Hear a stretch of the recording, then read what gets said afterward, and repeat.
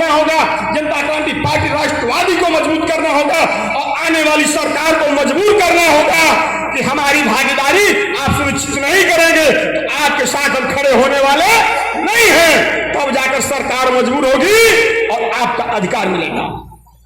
साथियों, हम इस लोकतांत्रिक देश में जीते हैं, इस लोकतंत्र में वोट देते हैं, वो लोकतंत्र में अपने अधिकार देते हैं, अपने मत का प्रयोग करते हैं, लेकिन कभी भी अपने वोट की ताकत को नहीं समझे। और जब तक हम अपनी वोट की ताकत को नहीं समझ पाएंगे, इन बहुरूपियों की गुलामी के जंजीरों में जकड़े रहेंगे, हमें आजादी नहीं मिल पाएगी।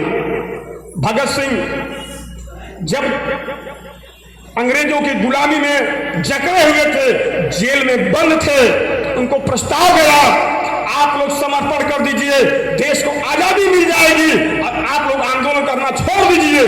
भगत सिंह ने कहा देश तो आजाद होगा, आज होगा चाहे कल होगा, कल नहीं तो कुछ दिन बाद होगा, देश तो आजाद होना तय है, लेकिन मैं चाहता हूं कि हमारे देश में नौजवान साथियों को, माता और बहनों को, अतिपिछड़ों को, दलितों को अपने वोट देने का अधिकार मिलना चाहिए। और तब जाके तब अधिकार नहीं मिला, लेकिन देश आजाद हुआ, अंबेडकर जी ने संविधान लिखा कि सभी लोगों को वोट देने का अधिकार मिला।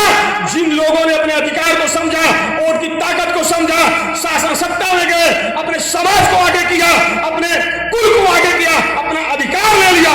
लेकिन चौहान समाज अभी गूंगा और बारा बैठा हुआ है। अगर इसी तरह से हम लोग बैठे रहे, आने वाले दिन में और भयावह होगा, हमारी बहन बेटियों की इज्जत के साथ खिलवाड़ होगा, 900 जवानों का कत्लेआम होगा और हम कुछ नहीं कर पाएंगे। इसलिए साथी आप लोगों से आह्वान करने आया हूं कि जनता क्रांति पार्टी राष्ट्रवादी के बैनर तले आप लोग आइए, कमलेश चौहान के हाथ को मजबूत करिए, प्रदीप चौहान को हाथ को मजबूत करिए, संजीव चौहान के हाथ को मजबूत करिए और जनता क्रांति पार्टी राष्ट्रवादी आएगी और सदन में जाएगी, आपकी आवाज को बुलंद करेगी।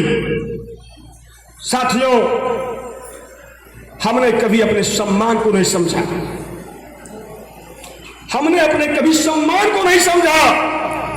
हमारा इतिहास क्या रहा है? हम इस देश के शासक थे, हमारे पूर्वज सम्राट पृथ्वीराज चौहान इस देश के शासक थे।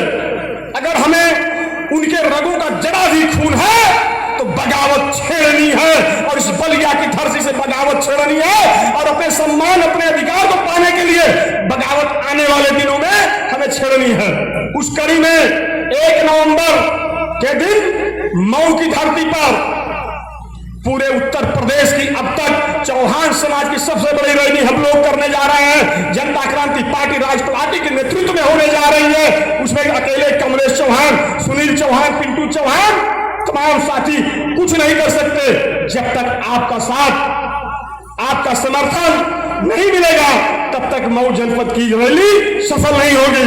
हम जिलेवार कार्यकर्ता बैठक कर रहे हैं कि हमारी 1 नवंबर के दिन मऊ की धरती पे वो जनसैलाब हो जाए, उत्तर प्रदेश की ही नहीं दिल्ली की कुर्सी पे बैठने वाले लोग कान खड़े हो जाए कि चौहान समाज को गर्म अधिकार नहीं देंगे, चौहान समाज को उसका जितना सम्मान चाहिए नहीं देंगे, उनका अधिकार नहीं देंगे, उनको राजनीति में भागीदारी नहीं देंगे, तो चौहान समाज बगावत कर देगा, हमारी प्रदेश और केंद्र की सरकार गिर जाएगी। साथियों, इस सापेक्ष में, इस कार्यक्रम में हम लोग चढ़ बढ़ कर हिस्सा लेंगे और जनता क्रांति पार्टी राष्ट्रवादी, जनता क्रांति पार्टी राष्ट्रवादी